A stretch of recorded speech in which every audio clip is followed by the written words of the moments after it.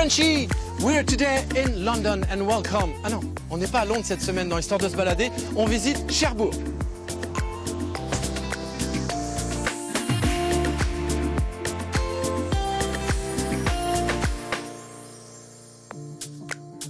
Pour commencer cette balade, je vous propose ce panorama incroyable sur la ville de Cherbourg.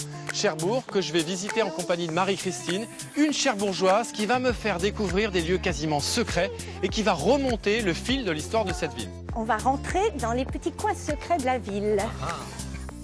Ensuite, je vais me rendre à la Cité de la Mer où je vais avoir la chance de parcourir les entrailles du redoutable, ce légendaire sous-marin nucléaire, un monstre des mers. Et qui de mieux que Jean-Paul pour m'y conduire, car lui-même a participé à de nombreuses patrouilles à bord. Devant, nous allons accéder au PC. Jacuzzi, non. Et enfin, je vais terminer l'émission en beauté. Ça y est, je décolle.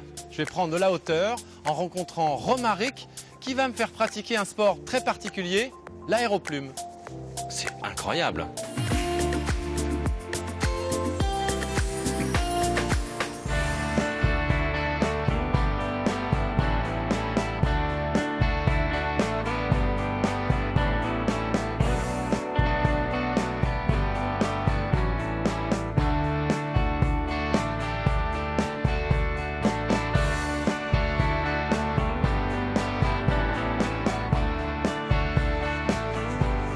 Bonjour Marie-Christine. Bonjour Vincent. Enchanté.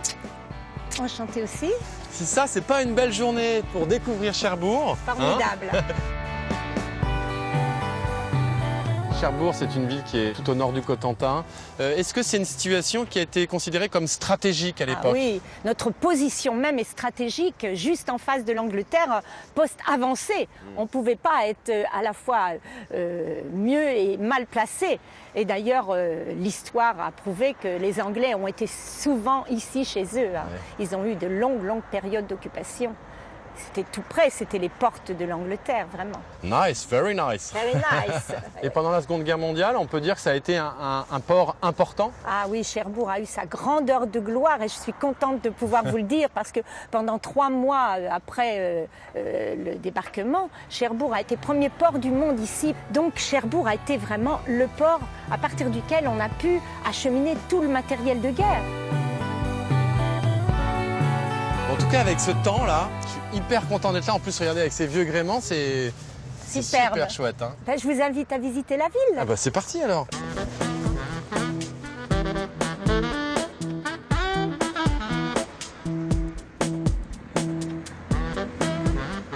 Et vous connaissez une chanson des Parapluies de Cherbourg? Ah oui. Quoi par exemple? Non, je ne pourrai jamais vivre sans toi. Je Ah, ne tout ça. Mais tout le monde connaît les chansons ici. Non, les Cherbourg, moi, on connaît pas de Rochefort. À votre santé. Très joli.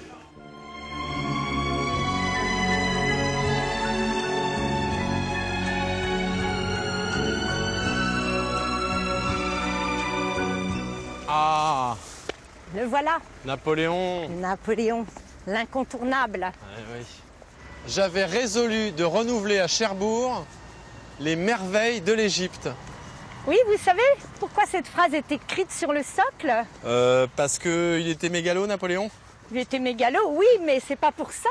Beaucoup de gens croient qu'il montre l'ennemi anglais. Ah oui? Non, en fait, il montre le port militaire parce qu'il a été le créateur du port militaire. C'est grâce à lui que nous avons quand même ce grand port. Et il a également donc continué les travaux de la rade qui avaient commencé sous Louis XVI, donc à la fin du XVIIIe. Et tout ça ne s'est terminé que sous Napoléon III. D'accord. Donc il a fallu 80 ans pour achever ces grands travaux. Oh. L'empreinte de Napoléon dans la ville de Cherbourg, elle est vraiment importante, non? Ah oui, oui, bien sûr. D'ailleurs, Cherbourg a failli s'appeler Napoléonbourg. Ah oui, ah c'est oui, bien oui, Cherbourg on l'a aussi échappé comme belle. nom. Hein. Salut Napoléon. On va rentrer dans les petits coins secrets de la ville. Ah. On va prendre un bouel. Un bouel. Un bouel. Et une cour insoupçonnée. Et voilà, d'un seul coup, chouette. on est à une autre époque. C'est charmant. Là, on est dans des quartiers anciens, tout en schiste. Vous voyez, le schiste bleu, c'est la Ouais. pierre du pays. Ici, il y a du schiste partout. C'est vrai qu'en entrant dans une petite ruelle comme ça, donc une bohelle, on n'imagine pas forcément qu'il y ait des arrière-cours historiques comme ça. Oui, là. oui. En fait, là, c'est ce qui n'a pas été détruit, qui a échappé à la destruction. Une chance pour nous, parce que, en fait, toute la ville ressemblait à ça. Ah, ça devait Faut être imaginer magnifique. Cherbourg comme ça. Donc ces fameux Bohèles, Oui. a priori, tout le monde ne connaît pas à parce Cherbourg. que- Même les Cherbourgeois ne Oui, connaissent pas il forcément. m'arrive de connaître des gens qui n'ont jamais vu les Bohèles. Oui, oui. Mais c'est vrai que c'est étonnant. On peut passer à côté sans voir qu'il y a une entrée. On pense que c'est privé. Ben voilà, on s'imagine que c'est juste une entrée pour une petite cour Voilà. d'immeuble et en fait, non, on découvre ça. J'ai une petite surprise pour toi à ce propos. Ok, j'aime bien les surprises. D'accord? On va parler d'histoire, c'est Oui, ça un petit peu plus, en Un profondeur. peu plus, d'accord.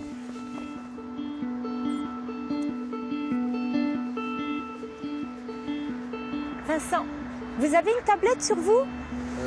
J'ai une tablette de chocolat fondu. Non. Une tablette, oui. Ah oui, je l'ai. Oui, j'ai Vous ma l'avez? tablette. J'aimerais vous montrer quelque chose. Ok, alors je sors ma tablette. On a la chance d'avoir à Cherbourg une application Ouais. en réalité augmentée qui nous montre la forteresse de Cherbourg telle qu'elle était il y a 3 siècles et demi. Ah, c'est marrant. Mais alors retournez-vous. Ah, c'est super ça. Waouh. Oui, il y avait le château fort et puis la citadelle tout autour du château qui avait englobé toutes les maisons qui étaient venues s'agglutiner autour du château. Donc ça date de quelle époque là? C'est-à-dire si je me replace à quelle époque quand je regarde ça? Alors là, c'est la citadelle en gros du 16e que vous voyez là. Ah, c'est génial. Ça veut dire que je peux me balader dans les rues de Cherbourg, Oui. là par exemple ici aux alentours, Oui, oui. et puis découvrir la vie telle qu'elle était, ou en tout cas l'architecture telle qu'elle était Absolument. il y a plus de 250 ans. Voilà. Elle était gigantesque, non, cette citadelle? Enfin, elle Elle- paraît gigantesque vu Elle comme est- ça sur l'application. Oui, c'était une Ah ouais, voilà. grosse forteresse et surtout qualifiée d'inexpugnable, c'est-à-dire jamais prise par la force. Alors ça c'est vraiment chouette parce que souvent quand on parle d'histoire et quand on essaye de remonter dans le temps, ça reste toujours abstrait. Avec cette application-là, Absolument. là on y est, on est dedans en fait. Exactement. Tout Oh là devient là. réel. Ah, c'est Et c'est chouette. mieux que toutes les explications. Ça, c'est le côté formidable De je la ne sais pas, technologie. De la technologie. Ouais. Alors il faisait un peu plus beau à l'époque quand même. Ah non, c'est pareil. Ah c'est génial ça, j'adore. Oui, hein, c'est très intéressant. Et alors la vie à cette époque-là, elle était comment à Cherbourg? Ah ben, au moment des occupations anglaises, il fallait faire avec l'occupant. Quand l'occupant restait 32 ans dans la ville, vous imaginez qu'il y avait quand même des relations qui se forgeaient entre Ouais. les Anglais et les Français et qu'on a beaucoup de petits cousins de l'autre côté de la Manche. Ah ouais, c'est ça, beaucoup de petits cousins. C'est pour ça cette relation d'amour et de haine que nous avons avec les absolument. Britanniques. Oui, mais plus d'amour. D'amour, plus souvent d'amour quand même. We love you. We just love you. Non, faut pas exagérer non plus. Hein. Attendez que je vous regarde à l'époque Moyen-Âge. Vous n'avez pas changé, Marie-Christine. Ah, merci, j'ai Vous êtes 350 toujours, vous êtes ans, toujours la pourtant. même. Et regardez, moi je suis un ménestrel. Ah, vous êtes Philippe Leca. Non, c'est extraordinaire cette appli, j'adore. On poursuit la visite? On poursuit. Allez hop, on y va. Ça, j'adore.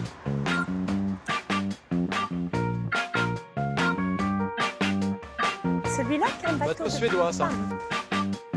Ça donne envie de grimper là.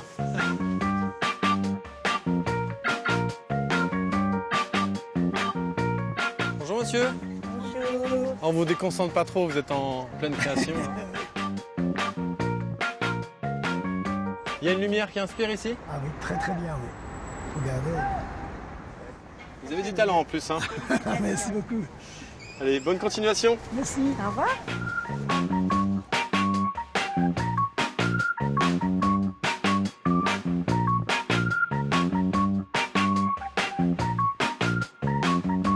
Voilà, on entre dans le fort du Roule, Le fort du Roule. qui faisait partie de la défense de la rade d'ailleurs aussi. Ah d'accord. Ah oui, ça c'est de la vue ça. Ça c'est de la vue, hein, Waouh. Ah ouais. de deux côtés. On ne peut pas avoir plus large comme vue. Mais oh, c'est haut là. Hein. Ah oui, 117 mètres, mine de rien. 117 mètres. Oui, Donc c'est le point culminant de Cherbourg. ah oui, oui, là on peut pas faire mieux. Ah oui, quand même. Ça en jette bien la vue ici. Hein. Ah oui. C'est ici qu'on Impressionnant. voit, on prend l'ampleur de la taille de la ville pour le coup. Absolument. C'est pour ça qu'il était indispensable de monter ici. Oui, c'est vrai. Pour que vous preniez vraiment conscience de l'ampleur de cette rade Jusqu'à ce jour, presque la première rade artificielle du monde, mais paraît-il qu'on vient juste de se faire voler la vedette. C'est En tout cas, récent, la plus ça. grande d'Europe, avec 1500 hectares. Elle date de quand, la construction de cette rade, qui est Alors. finalement une succession de digues au large? En fait, ça a commencé par la construction de la digue du large, la digue centrale, presque 4 km de long. L'exploit de construire un mur en pleine mer. À quelle époque? Et donc ça commence vers 1783. Et c'est toujours en place. Ah bah oui, oui, À la oui. grande différence de ce qu'on construit aujourd'hui, ça sera peut-être plus en place dans 250 ans. Ah, ça. Ça, c'est toujours en place et ça n'a pas bougé. Absolument. Louis XVI ne s'y est pas trompé puisque Louis XVI est venu à Cherbourg pour voir cet exploit qui était en train de se produire avec la construction de cette rade. Il est venu et c'était son seul voyage d'agrément. Donc j'imagine que dans ce port, il y a eu des bateaux, des paquebots gigantesques. Le plus fameux était... Vous l'avez deviné, c'était le Titanic. Ça veut dire que le Titanic, avant de sombrer dans les eaux glaciales de l'Atlantique Nord, est passé par ici? Absolument. C'était son avant-dernière escale. Il en a fait une dernière en Irlande du Sud. En tout cas, moi je trouve que c'est un super endroit pour terminer cette visite de la ville. C'était incontournable, vraiment. Je vous remercie. Et moi du coup, je file à la Cité de la Mer parce Eh que ben. j'ai encore plein de choses à visiter. Eh bien, bonne fin de visite. Je vous laisse admirer la vue. Merci. Au revoir, à Au tantôt. revoir.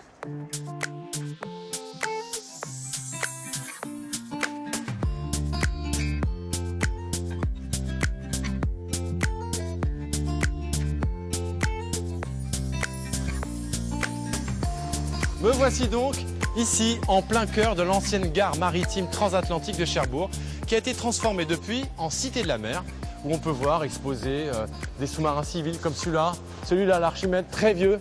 Ce qui m'intéresse en revanche aujourd'hui, c'est de découvrir les sous-marins militaires. D'ailleurs, est-ce que vous savez qu'au moment où je parle, il y a plus de 300 sous-marins militaires qui sillonnent le fond des océans?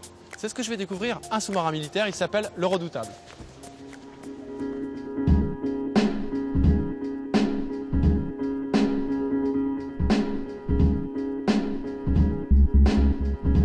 Bonjour Jean-Paul. Bonjour Vincent. Enchanté. Enchanté. Alors on vient visiter le Redoutable. Bah oui, c'est ça, je viens voir ce monstre d'acier. 128 mètres de long, Ah quand même, 128 mètres de long. 9500 tonnes. Ah oui, belle mensuration. Il n'est plus en service depuis quand? Les années 90. D'accord, ok. Et qu'est-ce qu'il avait de particulier, ce sous-marin-là? C'est notre premier sous-marin nucléaire, à propulsion nucléaire, et le premier lanceur d'engins. Bon, on va le visiter tout de suite alors. On y va. Je suis impatient quand même.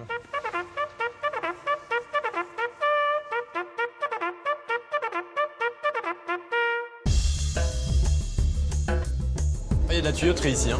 Nous voici à bord, avec la ligne d'arbre, nos presse-souples de sortie. Ah, donc l'hélice, elle est juste derrière. là, Elle est en juste fait. derrière, voilà. Ah, d'accord. Faut pas être grand ici, hein. Et nous avons ici les deux turbos alternateurs qui produisaient l'électricité du bateau. Donc c'était un sous-marin turbo. Turbo. Un turbo, on peut le dire. J'imagine qu'il y a eu beaucoup d'ingénieurs et de gens qui ont participé à la construction et à la conception de ce sous-marin, non? De près ou de loin, on estime à 200 000 personnes en France qui auraient travaillé de près ou de loin à la construction de ce sous-marin. J'ai bien entendu, 200 000 personnes. Oui. Ah, c'est énorme, c'est fou. On n'imagine pas qu'il y ait autant de gens qui aient participé à la construction et à la conception même d'un navire comme ça, puisque c'était le premier du genre. C'était le premier du genre, c'est ça. Et là, nous arrivons au poste de conduite de la propulsion avec le pupitre machine sur lequel j'ai passé quelques mois dessus. D'accord. Hein, les premières armes. J'ai été formé pour participer aux essais de ce sous-marin, au premier équipage de ce sous-marin. Premier équipage du Premier sous-marin. équipage du sous-marin. En 1967, j'ai commencé. Et on a fait les essais à la mer en 1969. La première fois, on a un peu la pétache, non? Non. Non. Non, on est sous-marinier déjà dans l'âme. Hein. J'étais déjà sous-marinier. Hein. Ce n'était donc un prolongement dans ma carrière. Et c'était de la découverte. Tout était à découvrir. Sûr. On va voir la suite alors.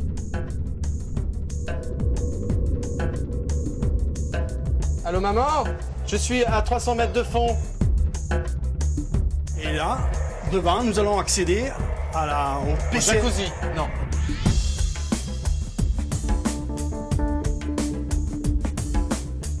Ah. Et le poste-torpille. L'avant du sous-marin. Ah oui. Belle bête. jolies petites tables en formica. Et là, nous allons arriver dans le poste de conduite navigation opération. Pourquoi dans les sous-marins, on voit des lumières rouges comme dans les films? Les lumières rouges représentent la nuit. Ah, c'est pour symboliser la nuit en fait. Donc Pour la journée, les symboliser lumières la sont nuit. pas rouges. Et le commandant également a les pupilles beaucoup plus dilatées pour éventuellement regarder dans le périscope de visée. C'est ça le périscope. Ah oui, d'accord. Le fameux périscope. Voilà. Hein, qui sort comme ça. Où est l'ennemi? Et là, c'est le poste de pilotage? Le poste de pilotage. Waouh. Il y a le frein à main déjà. Alors ça se pilote comment un monstre d'acier comme ça? Ça va être compliqué, non? Tout simplement. Donc là on monte, Voilà. là je descends, Descend. droite, Tribord. gauche, À bâbord. frein à main, dérapage. Non. Non. Commande de vitesse. Une autre commande des barres de plonge. Quand on est sous-marinier et que le pilote fait bouger le sous-marin, est-ce qu'on le ressent à l'intérieur? On bascule de droite à gauche, Oui. on est secoué Oui. à l'intérieur ou pas? Ah oui. Moi, je peux vous dire que la fois où j'ai eu peur sur le redoutable, c'est quand on avait pris 30 degrés d'assiette négative. 30 degrés remontés, on s'en fout, on est à la surface. Ouais, d'accord. Mais 30 degrés au fond, est-ce qu'on va s'arrêter? Parce que le sentiment et la vue que j'avais, j'étais à la tranche missile, cette vue, je sais pas, à 30 mètres ou 40 mètres plus bas, C'est effrayant ça. effrayant. Bon, on remonte, voilà, on remonte, on est bien. Mais alors, un sous-marin comme celui-là, j'imagine que, vu que la propulsion est importante, ça doit trembler, ça doit vivre, il doit y avoir des craquements, des bruits. À grande vitesse, oui. À grande vitesse, on a on sent le sous-marin. Donc vivre. on est secoué comme ça? Oh non, non, quand même pas, non, c'est pas. C'est une vibration c'est pas- assez rapide alors. C'est pas les montagnes russes. Hein. On entend Mais des craquements, des bruits particuliers? pas énormément, non. Non. Pas énormément. Premièrement, on fait toujours des rondes d'étanchéité. On s'assure en permanence que le sous-marin est étanche, C'est important. qu'il n'y a pas d'entrée d'eau qui risque de nous alourdir. Et à partir de là, on a un sentiment de sécurité. Et après, bon, le bateau, il va vite, on est libre, c'est bien. On vit avec le bateau, Et quand le bateau il est à 3 à 5 nœuds, il a un calme olympien, là, c'est génial. Et si on allait voir les espaces de vie, Jean-Pierre? Allons voir les Je suis espaces très de curieux vie. de découvrir ça.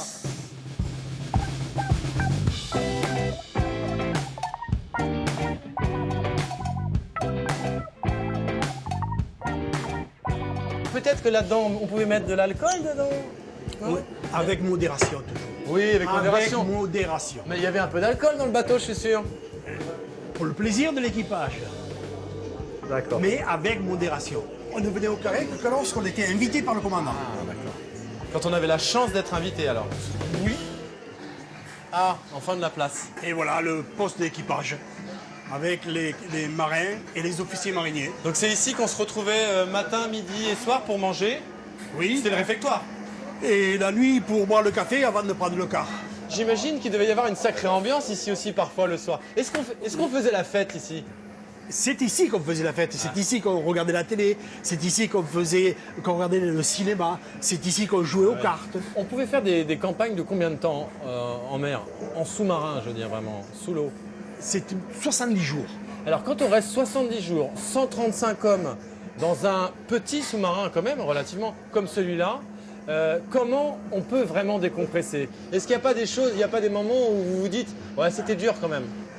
Oui, mais on a ces copains pour s'appuyer. On peut s'appuyer sur des copains qui ont un esprit beaucoup plus dur.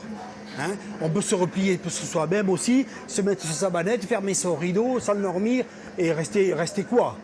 Ou alors on vient ici et on vient participer à des jeux, à des chants, à des fêtes. Quand il y a des anniversaires ou qu'il y a il y a toujours des gâteaux à mettre avec le boulanger prépare un gâteau et on participe, on partage. C'est un lieu de partage. Bon, maintenant que je sais presque tout sur le sous-marin, j'ai un rêve en tête. Ce qu'on voit dans les films, alors évidemment, c'est l'imagination du cinéma. J'imagine le sous-marin qui émerge comme ça, avec la tourelle, je ne sais pas comment ça s'appelle. Le kiosque. Le kiosque. Et tout en haut du kiosque, il y a cette fameuse porte qu'on ouvre. Et on peut regarder la mer comme ça au loin. Est-ce qu'on peut le faire ici? Bien sûr qu'on peut le faire ici. Ok.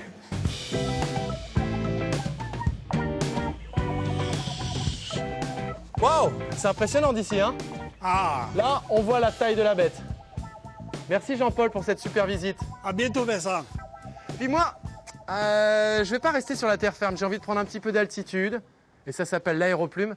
Je sors de Cherbourg. On y va.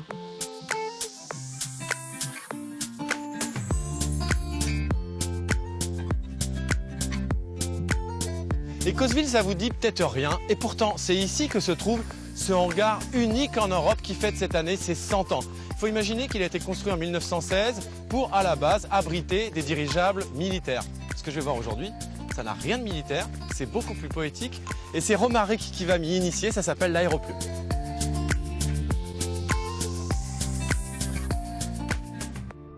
Ah, Romaric. Salut Romaric. Vincent, bonjour.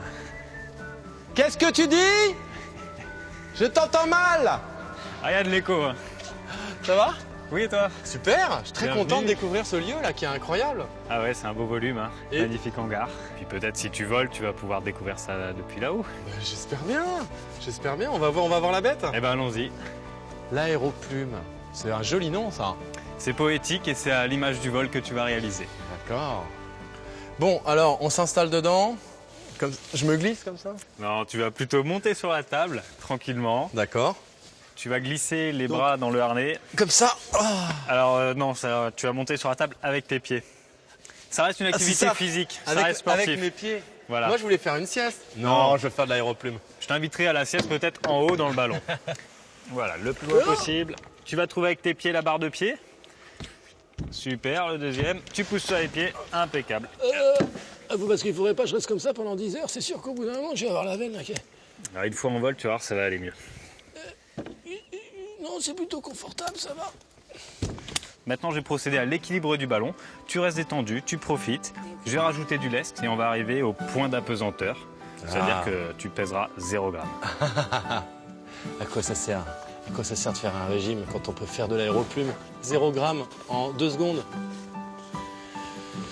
Et c'est ça l'avantage de la Normandie. On peut maigrir en 4 secondes. Comment est née l'idée de concevoir un aéroplume? Alors, le concept de l'aéroplume, mon père a eu cette idée-là il y a un peu plus de 20 ans maintenant.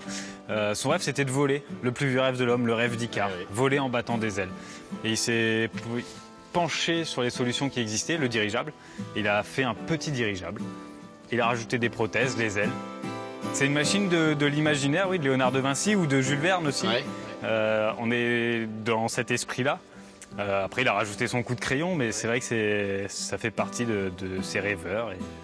C'est un concept qui est né dans l'imaginaire et qui a pu se concrétiser. Et aujourd'hui, tu vas pouvoir vivre ce rêve en espérant que c'était ton rêve aussi et que tu vas nous revenir en entier. C'est mon rêve, dans le rêve d'Icare. Qui ne l'a pas? Je te libère.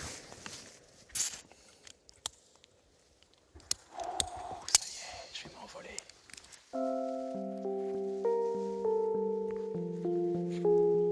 Voilà. Ça y est, je décolle. C'est incroyable. Tu as vu avec quelle délicatesse tu déplaces ce ballon? C'est incroyable. Tous les mouvements que tu fais ont une résonance sur le ballon. Donc mieux vaut être avare en mouvement que précipité. Ça y est, je suis un homme volant. Ah, c'est incroyable.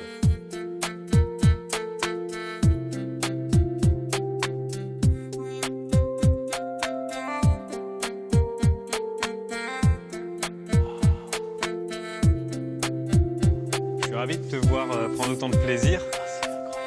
Pour l'instant, tu n'es qu'à 4-5 mètres d'altitude. Ouais, c'est ça. Tu vas pouvoir grimper à 25 mètres. Ah oui, quand même. Tu sais, il y a ce fameux poème « Autant suspends ton vol ». Bah, c'est ça, vraiment. Là, le fait de voler comme ça, c'est comme si on perdait la notion du temps. Ah, c'est extraordinaire. Eh bien, profite bien de ton vol. Je t'invite à exploiter la hauteur du bâtiment. Allez, c'est parti! Et je pense que ce côté un peu poétique et réconfortant de l'aéroplume, ça vient aussi du fait que maintenant, tu es une bulle d'air dans l'air. Oui. Peut-être que si je souffle très fort, j'arrive à déplacer le ballon. Bah, vas-y, essaye. Ah. Tu montes? Oh oui, oui, je monte, t'inquiète pas. Vous voyez, je continue à monter, hein. Ouais. Ça commence à être très impressionnant, là. Waouh! Ouhou!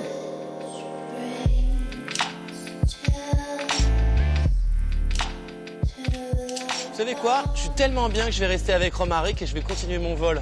Et je vous propose de venir tester ça, l'aéroplume ici à Écosville. Sachez en tout cas que vous pouvez retrouver toutes les informations sur l'émission, d'une part sur la page Facebook Histoire de se balader, ou alors sur le site france3.fr. Allez, à tantôt avec un battement d'aile. C'est reparti! Le rêve d'Icare. Ouh. Cabine téléphonique britannique. Sorry, I have a cold. I come back. Hello froggies, welcome to England, wonderful land. Jean-Paul, et l'amour dans tout ça? Quand on revient à quai, c'est merveilleux. Là, on revit. On peut commencer à partir de quel âge? C'est à la portée de tout le monde. Dernièrement, on a fait voler une petite fille de 4 ans. Elle volait aussi bien que toi. Si ce n'est mieux. Bon, ça fallait pas le dire. Dans l'utilisation